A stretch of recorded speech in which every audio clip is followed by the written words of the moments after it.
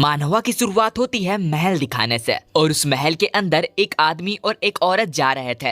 वो आदमी बोलता है, जल्दी से आप लोग दरवाजा खोलिए क्योंकि मैं ग्रैंड डुचेस को अपने साथ लेकर के आ चुका हूँ। वो लड़की बाहर का नजारा देखकर हैरान थी। फोनिक्स प्रिंसिपलिटी अंकल डेलिकान्स के लीड को बहुत ही आसानी से फॉलो करता है बिना किसी सवालों के साथ। तो दोस्तों, अभी आपको बिल्कुल भी कुछ समझ में नहीं आ रहा होगा, वैसे तो मुझे भी समझ में नहीं आ रहा है। खैर, वो लड़की बाहर का नजारा देखकर काफी ज्यादा खुश और हैरान हो रही थी। देन ये लड़की बोलती है, वो कहते हैं नॉर्थ में हमेशा ठंड रहता है, फिर भी मैंसन के अंदर और जंगलों के बीच हरी भरी जिंदगी पनपती है, वो भी उन जंगलों को चुनौती देते हुए। देन वो आगे का एक खूबसूरत इलाका देखकर बोलती है, क्या ये मैजिक स्टोन की ताकत है? आगे वो दोनों अपनी गाड़ी से बाहर आ जाते हैं। आगे वो बंदा इस लड़की से बोलता है, यूलिना, आज से तुम्हारा ये घर होगा, द ब्लैक मैंसन। यूलिना उस आदमी से कहती है, हाँ ठीक है अंकल। यूलिना के आगे बढ़ते से ही सारे मेट्स उसे ग्रीड करते हैं। आगे यूलिना अपने मन ही मन सोचती है, आज से ही मैं नॉर्थर्न ग्रैंड ड्यूक की वाइफ बनने वाली हूँ, उस इंसान की वाइफ बनने वाली हूँ जिससे मैं आज से पहले कभी भी नहीं मिली। तभी आसपास के मेट्स एक दूसरे से बात करने लगते हैं।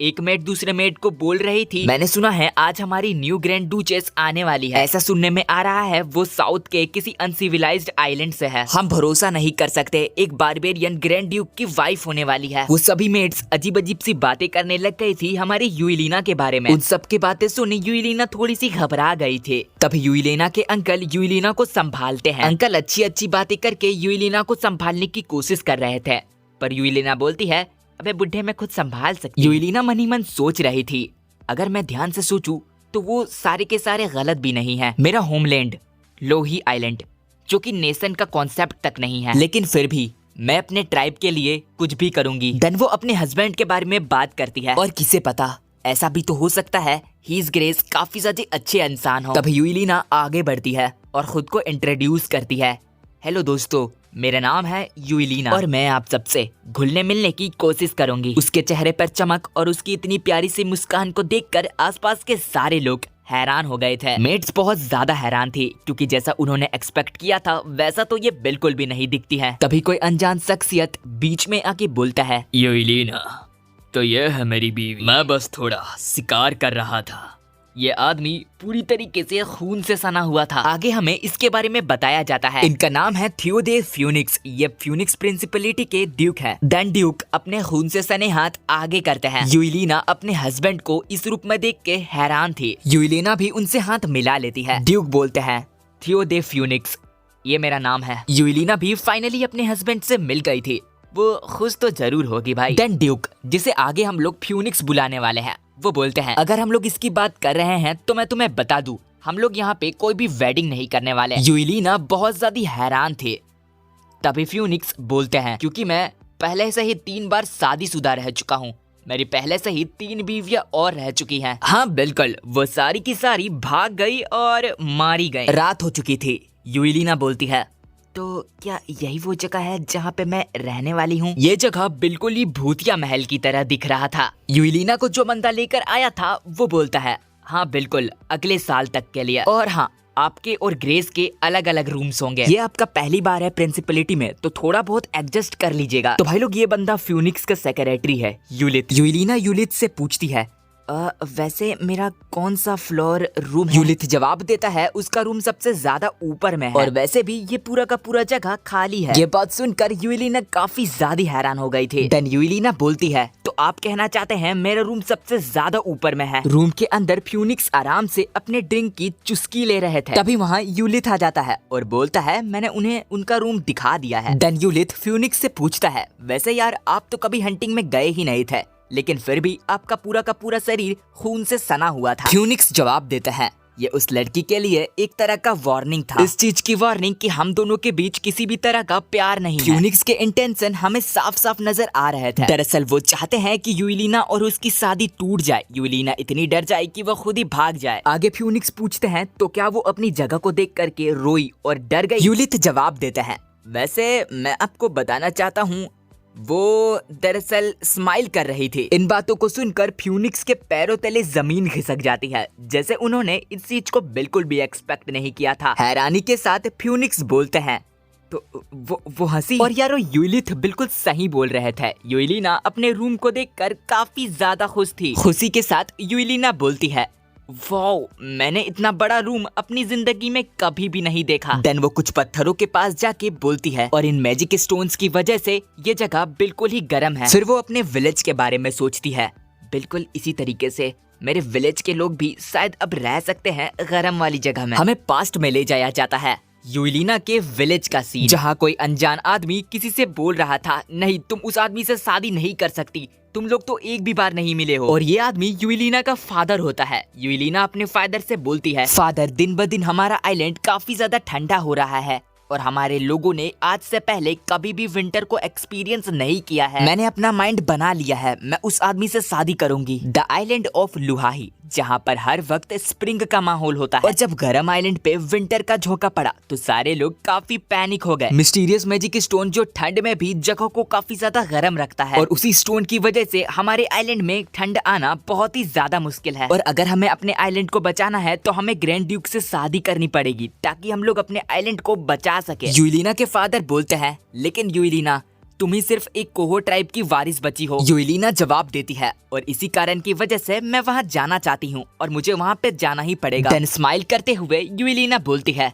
वारिस का काम तो यही होता है, अपने लोगों को बचाना। और प्रेजेंट टाइम में यूलिना वही बातों को सोच सोच के थोड़ा बहुत इमोशनल हो रही थी। यूलिना सोचती है, हाँ मुझे अपने लोगों को बचाना होगा, मैं इन चीजों को हैंडल कर सकती हूँ। अंकल डेलिकान यहाँ पे हैं और लेडी यूलिथ भी काफी ज्यादा अच्छी लग रही हैं। लेडी यूलिथ।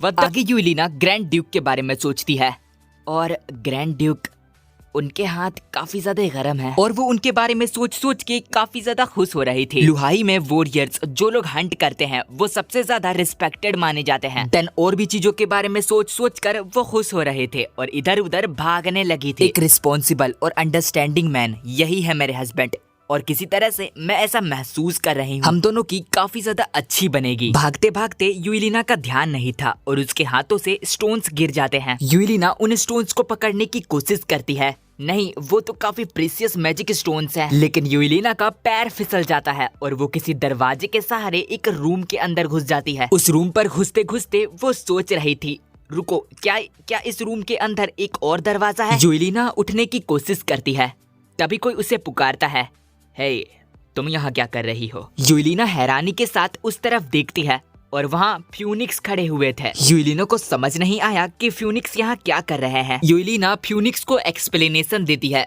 मैं तो बस मैजिक स्टोन को पकड़ने की कोशिश कर रही थी, लेकिन मैं किसी तरीके से इस रूम के अंदर आ गई। फ्यूनिक्स यूलिना को देखकर मन ही मन सोचते हैं, आखिर इस औरत के साथ क्या है? वो ना ही रो रही है, ना ही उसको कुछ दिक्कत हो रही है। मैंने जैसा सोचा था ये तो बिल्कुल ही उसके अपोजिट हो रहा है।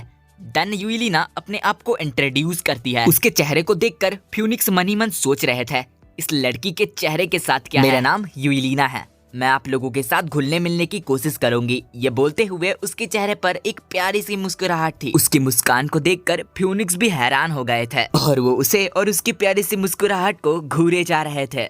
फ्यूनिक्स मन ही मन सोच रहे थे, मुझे उसी वक्त बहुत अच्छे से ध्यान देना चाहिए था, लेकिन मैं खून की वजह से कुछ भी देख नहीं पा रहा था। और ये इतनी कमाल की खुशबू, क्या ये इसके शरीर से आ रही है? देन फ्यूनिक्स यूलिना को देखते देखते मन ही मन कह रहे थे, और अब मैं अगर इसके बारे में सोचूं तो ये काफी ज्यादा अच्छा स्मेल करती है, दिखने में भी बहुत ज्यादा खूबसूरत है। आहा, या उसकी प्यारी बदन, उसकी प्यारी खुशबू, उसके प्यारे प्यारे आंखें, सब लाजवाब है। हमारे हरामखोर और ठरके फ्यूनिक्स रियलाइज करते हैं कि वो ये सब क्या बकचोदी सोच रहे हैं और मन ही मन खुद से कहते हैं, संभालो खुद को फ्यूनिक्स, वो सिर्फ एक डूचेस है, ना कि मेरी प्यार और ना ही मेरी वाइफ। देखो यारो, डूचेस मतलब तुम लोग अगर सोच रहे हो कि वो क्या होता है तो डूचेस का मतलब रानी होता है। आगे फ्यूनिक्स मन ही मन कहते हैं, मुझे खुद को संभालना होगा कि मैं इस लड़की के लिए कुछ भी फील ना करूं। यूलिना को देखकर फ्यूनिक्स मन ही मन सोच रहे थे,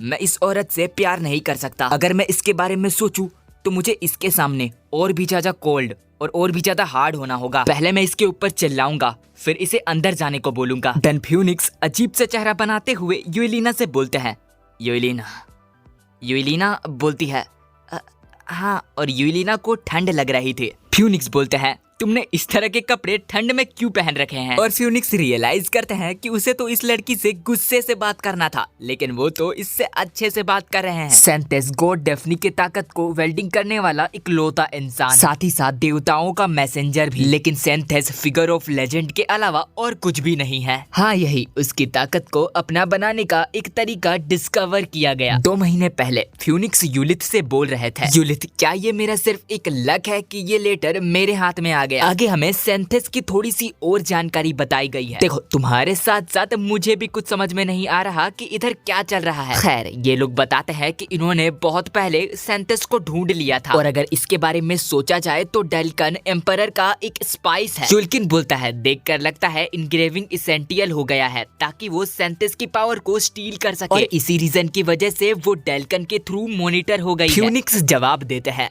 हाँ बिल्कुल युल्किन, तुम सही कह रहे हो।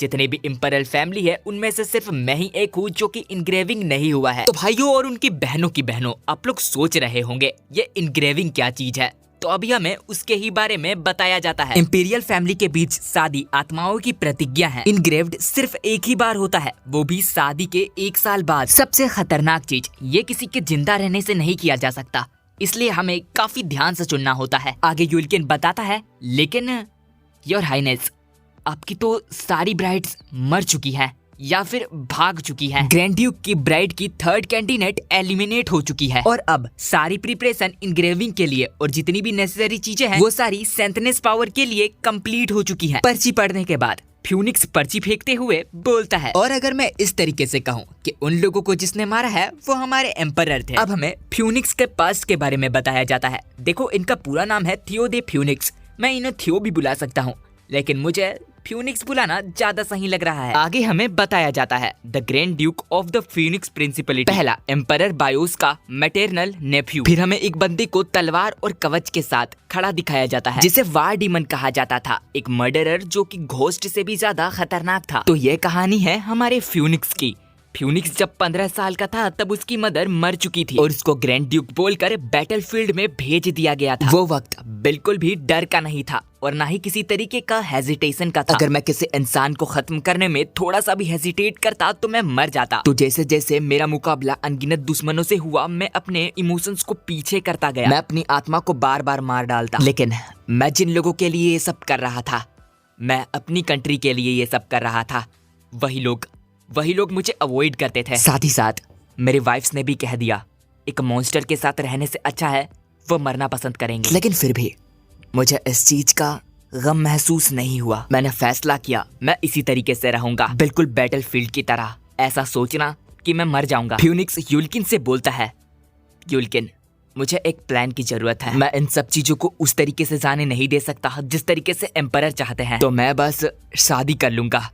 युल्किन भी हैरान था। हैरानी के साथ युल्किन बोलता है, आपका इन सब चीजों से कहने का क्या मतलब है? एक ऐसी औरत से शादी करना जो कि खुद को सेक्रीफाइस कर देगी सिर्फ 1 साल में? फ्यूनिक्स जवाब देता है, नहीं, वही सिर्फ एक औरत होगी जिसे एम्परर ना ही एक्सपेल कर पाएगा और ना ही किल कर पाएगा। ऐसा तभी होगा जब मैं उसे इनग्रेव नहीं करूंगा। तो एक बार सोच कर देखो एम्परर किस तरीके से रिएक्ट करेंगे। प्रेजेंट में फ्यूनिक्स यूलिना से कहता है, हे तुम इस तरीके से कपड़े क्यों पहन रखी हो? और इधर फ्यूनिक्स मन ही मन कुछ और ही सोच रहे थे। दरअसल फ्यूनिक्स को यूलिना को डराना था, लेकिन वो डरा ही नहीं पा रहा है और वो सोचते हैं इस बार उसे हार्श तरीके से बात करना पड़ेगा। यूलिना हमारे फ्यूनिक्स से पूछती है, योर हाइनेस क्या आपको ठंड नहीं लग रही? अब यार फ्यूनिक्स प्यारे तरीके से तो जवाब नहीं दे सकता, तो वो गुस्से के साथ कहते हैं, मुझे बिल्कुल भी ठंड नहीं लग रही। और मन ही मन फ्यूनिक्स काफी ज्यादा खुश हो रहे थे कि उन्होंने फाइनली बोल दिया काफी ज्यादा बुरी तरीके से। बट यूलिना तो फ्यूनिक्स के ऐसे अंदाज को देखकर काफी ज्यादा हैरान और खुश थी और यूलिना खुद से बातें करने लगती है। ग्रैंड ड्यूक की बॉडी कुछ ज्यादा ही दिख रही है और फ्यूनिक्स सोच रहे थे आखिर ये मुझे अब अवॉइड क्यों कर रही है। तन फ्यूनिक्स फिर से सोचने लगे थे, क्या ये मेरे से डर गई है या फिर नहीं डरी? थोड़ी सी तो डरी ही होगी। फिर फ्यूनिक्स यूलिना से बोलते हैं, यूलिना अगर तुमने इस ब्रिज को दोबारा से क्रॉस किया तो तुम सीधे मेरे रूम के टेरिस पर पहुंच जाओगी। तो मेरे कहने का मतलब है अगर तुम्हें कुछ चाहिए होगा या फिर कहीं जाना होगा तो तुम मुझे सीधा आकर बता सकती हो। और फ्यूनिक्स मन ही मन अपने ख्याली पुलाव बना रहे थे।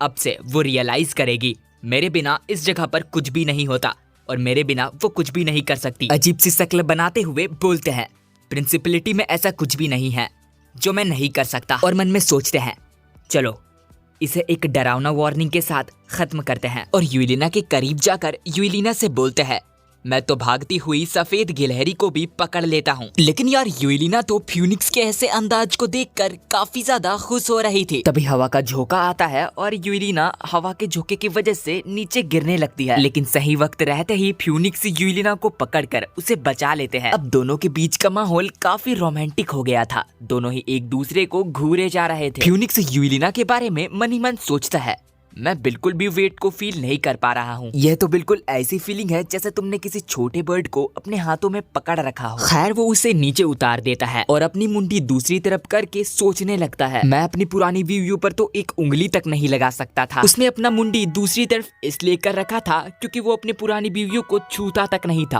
और अभी उसने उसे छू दिया है। तो उसे लग रहा है यूलिना को उससे घिन आएगी, लेकिन उल्टा यूलिना उसे शुक्रिया बोलती है। ये शब्द सुनकर फ्यूनिक्स बहुत ही हैरान थे। हैरानी के साथ वो सोचने लगते हैं वो मुझे शुक्रिया बोल रही है मेरी पुरानी बीवियों के लिए और मेरे आसपास के सारे लोगों के लिए। मैं एक डरावना मंजर था, मैं सभी के लिए सिर्फ एक राक्षस था। यहाँ तक कि मेरे सोल्जर्स भी मुझे उसी नजर से देखते थे जैसे सभी लोग देखते हैं। लेकिन ये औरत आखिर मुझे देखने के बाद रोती क्यों नहीं और ना ही डरती है। ओ हाँ, मुझे याद आया, मुझे ये चेहरा याद है। उस वक्त जब मैं उसके सामने अपने खून से सने हाथ आगे कर रहा था, उसने भी हाथ मिला लिया था बिल्कुल खुशी के साथ। ये वही चेहरा है, वही चेहरा जो कि शुरुआत से मुझसे नहीं डर रहा था। तो फिर डरने के लिए ऐसी कौन सी चीज है? खैर मैं यूलिना को वो सारी चीजें दूंगा जो कि उसे चाहिए। वो ये सब सोचकर यूलिना से बोलता है यूलिना तुम्हें वो मैजिक स्टोन्स चाहिए है ना? हैरानी के साथ यूलिना भी फ्यूनिक्स को देख रही थी और सोचने लगती है फ्यूनिक्स को भी पता है कि मैंने उनसे शादी इसीलिए की है ताकि मैं मैजिक स्टोन्स को पा सकूं। क्या वो मुझसे नफरत करता है क्योंकि मैंने किसी कंडीशन के साथ उनसे शादी की है? देन फ्यूनिक्स से बोलती है आपको अभी मैजिक स्टोन्स देने की जरूरत नहीं है क्योंकि विलेज में अभी उतना भी ठंडा नहीं है। यूलिना का जवाब सुनकर फ्यूनिक्स मन ही मन सोचता है वो मैजिक स्टोन्स के लिए मेरे पास आई और अब कह रही है वो जरूरी नहीं है। फिर फ्यूनिक्स यूलिना से पूछते हैं तो फिर तुम्हें चाहिए क्या?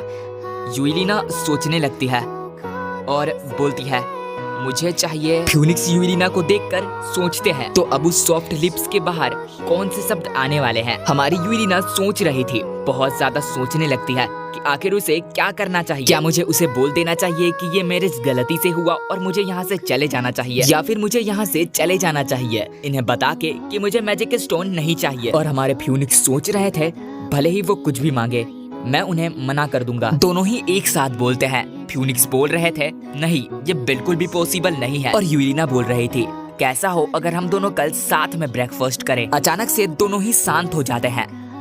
फ्यूनिक्स शर्माते हुए बोलते हैं नहीं तुमने अभी क्या कहा? यूलिना एक प्यारी सी स्माइल के साथ फ्यूनिक्स से बोलती है कैसा हो अगर आप कल मेरे साथ ब्रेकफास्ट करें। और इसी के साथ हमारे न्यू मानवा का फर्स्ट चैप्टर खत्म हो जाता है। जाते जाते मैं आपको एक बढ़िया सी बात कहना चाहूंगा, आप जिंदगी में कभी भी ऐसा इंसान मत चुनिए जिसके लिए आपको बदलना पड़े, बल्कि एक ऐसा इंसान ढूंढिए जो कि आपको बिल्कुल उसी तरीके से प्यार करे जिस तरीके से आप हो। आपको किसी का प्यार पाने के लिए या फिर किसी का अटेंशन पाने के लिए बिल्कुल भी आपको बदलने की जरूरत नहीं है, क्योंकि यारो अगर तुम किसी और के लिए खुद को बदलते हो तो वो आपसे प्यार नहीं करते बल्कि आपके उस बदलाव से प्यार करते हैं।